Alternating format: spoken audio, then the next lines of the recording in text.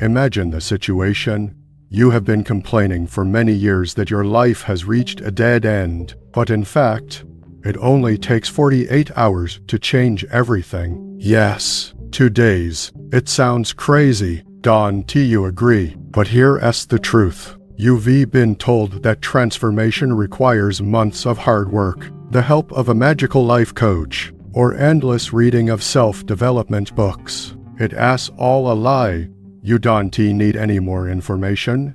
You need to start acting here and now. And here's the amazing thing. When I stopped complicating things and decided to actually change something, today's really became an epiphany for me. Like waking up from a coma.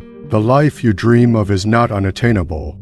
She's waiting for you to take her seriously. Ask yourself, are you ready to stop giving yourself endless excuses? Most people spend their lives waiting for the perfect time for a change. What if that time is now? Decide to introduce 6 new habits. Formulate the first habit this way. Set yourself daily priorities and follow them. After all, many people live their days like chickens with their heads cut off. Busy, but not productive.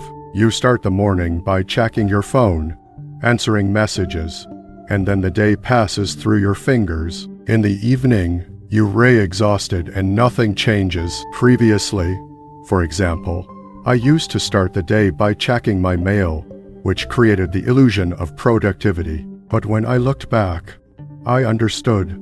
It didn't bring me any closer to my goals. Everything changed when I began to identify 3 key tasks for the day, those that need to be implemented against all odds. The first week wasn't easy. Old habits wouldn't let go, but as soon as I filtered out the unnecessary noise and concentrated only on these tasks, I noticed something unusual. I had more time and became more efficient. How to implement it?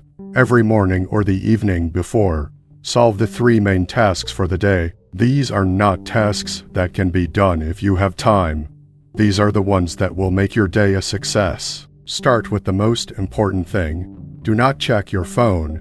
Do not reply to emails, and do not log into social media until you have completed your main task. The satisfaction of doing it will give you a boost for the whole day. The reason why a lot of people don't achieve success is that they confuse employment with progress. Business creates the illusion of activity, but it's a trap. When you prioritize your days, you stop being influenced by external distractions and begin to control your life yourself. This habit encourages you to cut off all unnecessary things, stop making excuses, and take responsibility for your time. If you learn to manage your day, you can manage your whole life. The only question is whether you are ready to stop living on autopilot and start consciously choosing your direction. When you set clear priorities and follow them, something amazing happens. You begin to feel a sense of control that most people don't have. You no longer feel overwhelmed by 1,000 small tasks that pull you in different directions. Instead, you begin to manage your time effectively. That's when real progress begins. Every decision you make during the day either brings you closer to your goals or pushes you away from them. When you set priorities, you teach yourself to focus on the really important tasks. It's like putting on blinkers, which help cut off everything that isn't related to your main goals. As soon as you start noticing results, even small ones, it becomes a habit. You realize how much time you used to spend on unimportant things. Habit number 2, get rid of excess. Your physical environment is a reflection of your mental state. If your space is messy, many people underestimate the impact on productivity, mood, and even mental clarity. Getting rid of excess isn't just about organizing things. It's about creating a space that promotes calmness, concentration, and creativity. In other words, when you clear your space, you clear your mind. I used to think that clutter in the workplace didn't bother me. I told myself it was just organized chaos, and I knew where everything was. But deep inside, I felt that this mess was still crushing. There was a constant feeling of stress in the background. Everything changed when I forced myself to clean up my desk, my closet, and even my digital files. Suddenly, I felt like I could breathe easier, my mind was clearer, and I was more focused and less distracting. Clutter is a kind of visual noise. He constantly demands your attention, even if you don't realize it. A cluttered environment leads to decision-making fatigue, stress, and feeling overwhelmed. Piles of old papers on your desk, piles of clothes on the floor, or a refrigerator full of expired groceries, every piece of clutter forces your brain to process unnecessary information. People often cling to clutter because it becomes a kind of crutch. We convince ourselves that an old shirt, unnecessary gadgets, or a stack of magazines from many years ago will still be useful. But in fact, clutter is often associated with our emotional baggage. We hold onto things out of fear, the fear that they might be needed one day, or the fear of letting go of the past. However, by getting rid of junk, you are doing much more than just cleaning up. You are giving up what no longer serves you and creating space, both physically and mentally, for the new. Where to begin? No need to try to clean the whole house in one go. Start with the area where you spend the most time, such as your desk or bedroom. Take just 1,530 minutes to get rid of things that don't add value to your life. Ask yourself two simple questions.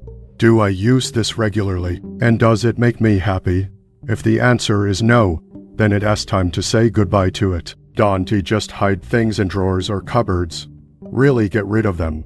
Give them away, recycle, or throw them away. When you finish cleaning the physical space, move on to the digital one. Your desktop, mail, and phone are most likely also littered with unnecessary digital trash, old files, applications that you no longer use, and emails that you don't even plan to read. Use the same principle. Clean up all the excess and arrange what is left so that it is convenient to use. By clearing the space around you, you are sending an important signal. You are in control of your surroundings, and therefore of your life. It asks not just about a clean room, it asks about creating an environment that supports your goals, adds value, and helps you become the person you want to be. This is both a physical and a mental reboot, allowing you to let go of what prevents you from living in the present. Clutter is not just a collection of things.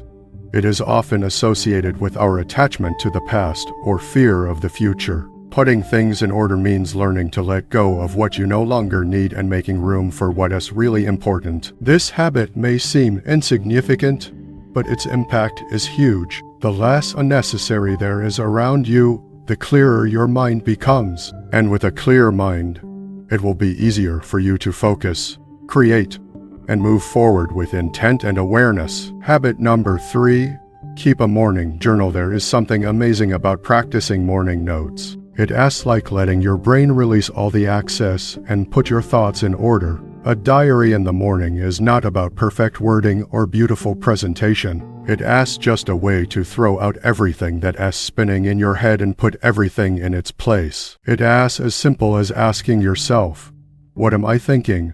Or what is bothering me? The truth is that most people never take the time to think about their thoughts. They wake up and immediately plunge into the hustle and bustle of the day, answering emails, checking social media, or responding to other people's requests. It takes them away from themselves.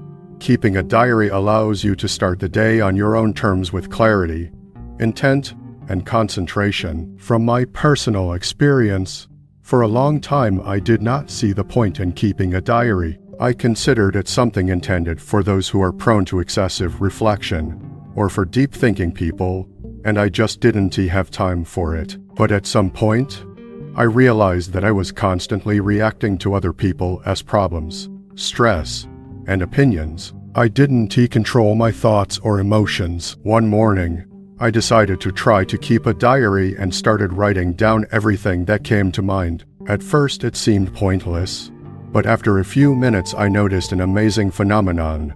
The thoughts that were confusing, the mental veil that shadowed the morning, disappeared. Keeping a diary in the morning helps you connect with yourself before the noise of the day gets to you. It asks like having a quiet conversation with your mind. It forces you to slow down, evaluate your feelings, and clarify what's really important. Keeping a diary also helps you notice negative thoughts. When you write down your thoughts, you see them for what they are. Irrational or exaggerated fears that don't really matter. It gives you perspective.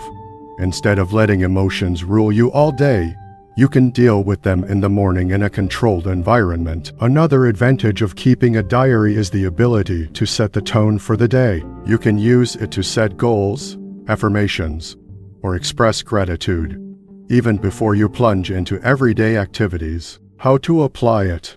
Here's the best part.